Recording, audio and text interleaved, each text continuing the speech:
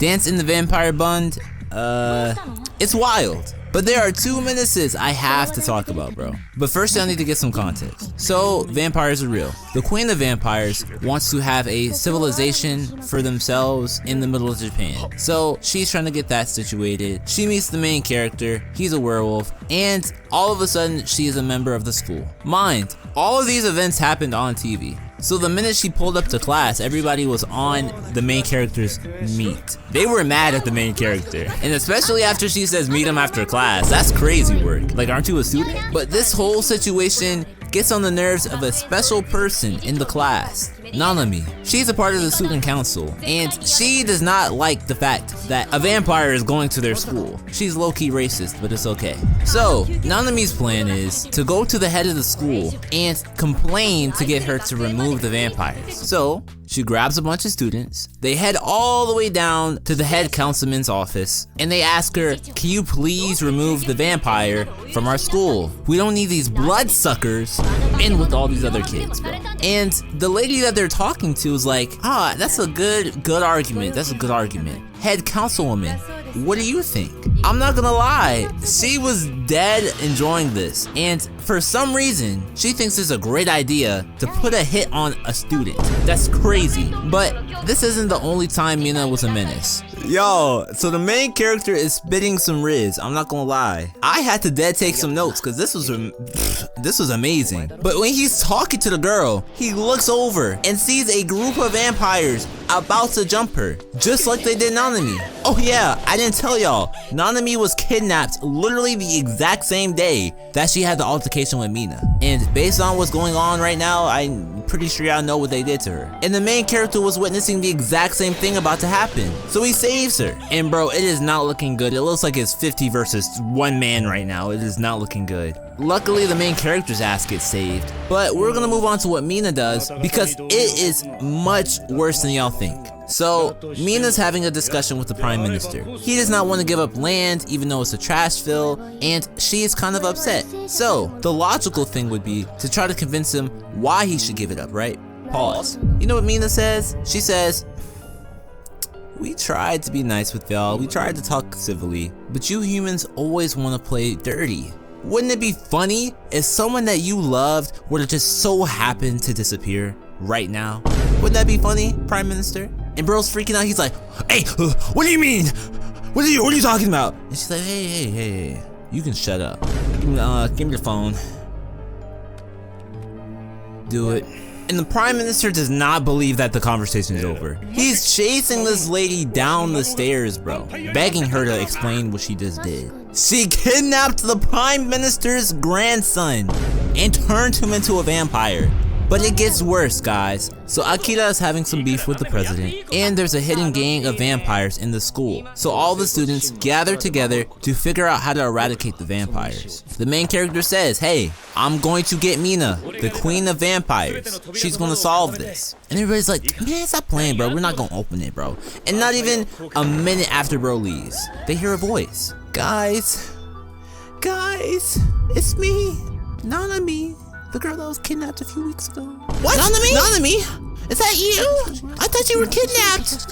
Guys, I was kidnapped, but I managed to escape after a few weeks. And I ran all the way to the school in this very building that y'all are hiding out in. Can y'all please let me in? Guys, don't do it. It's a trap. She's gonna trick us. Bro, that's obviously her, bro. And the way move. Lie about that? Bro, we gotta save her, bro. She needs help, bro. Stop playing, bro. Move out the way, bro. And yeah, it was Nanami, alright. But it was also a horde of vampires. And guess what they did? Yeah, they broke in. 0 difficulty. And bro, these vampires are having a field day. And they got bro on the crucifix. That's crazy. The fact that everything that occurred from the time that Nanami was kidnapped to this current moment that she's intervening in, she knew that all of it was caused by this one vampire, bro. And she did nothing to prevent any of the actions that happened, bro. So many students were violated, turned into vampires that can't turn back, bro. Never to see the light of day, no pun intended. And she allowed all of it to happen. Yeah, I mean, I can't justify that. But that's not the point.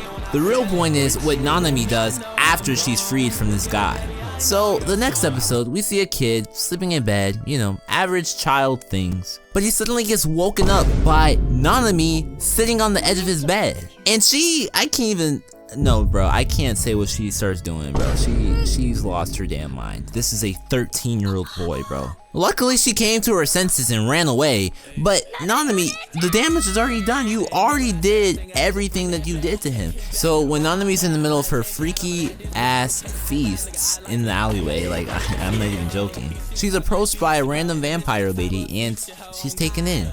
But that lady has a lot of beef with Mina. So one night when Nanami's stalking this 13-year-old boy from his window, Mina comes in and asks what she's doing. But she's too far gone, so she does her predatory scream and runs off. But Akira tries to stop her when his arm gets impaled by a bunch of spikes. Like this is Naruto or something. Mina tries to get her to stop, talking to her calm and stuff. All of a sudden, a random thick-eyebrowed vampire comes out of the dark. And she calls herself Hysteria.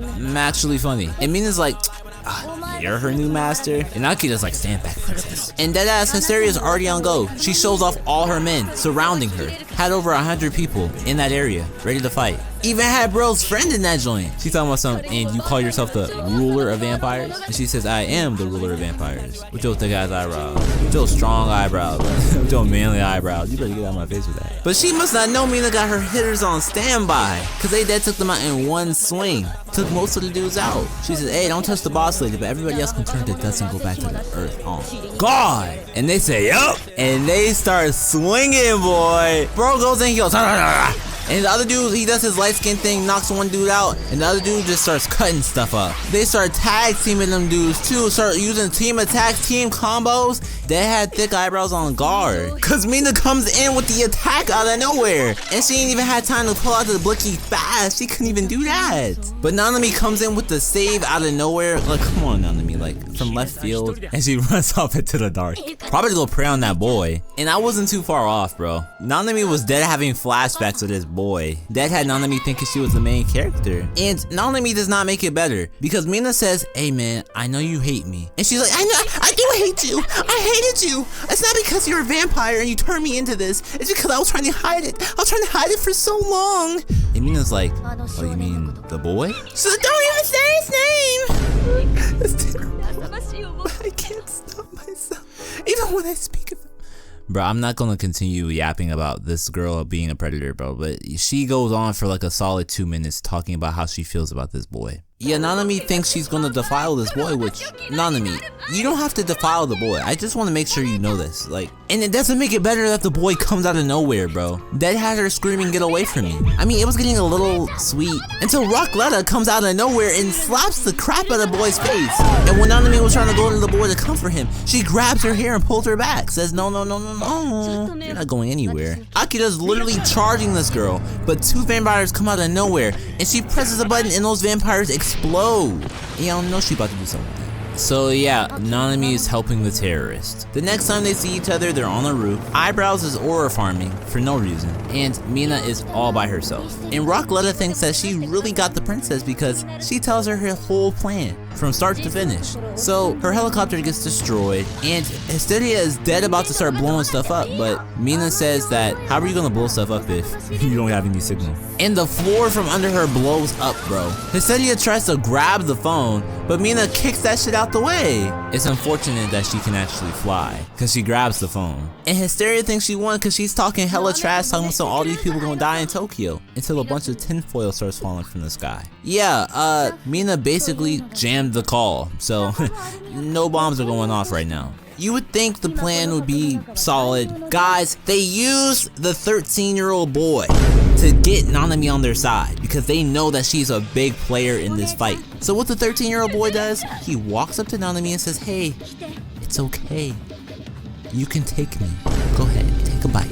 And when she has him on her bosom, she starts crying, so happy that she gets to taste the blood of this 13-year-old boy for the first time. Crazy sentence. When Hysteria finally gets to the top to make the call, Nanami comes out of nowhere and stabs her in the chest. And moment after another, Hysteria is dead.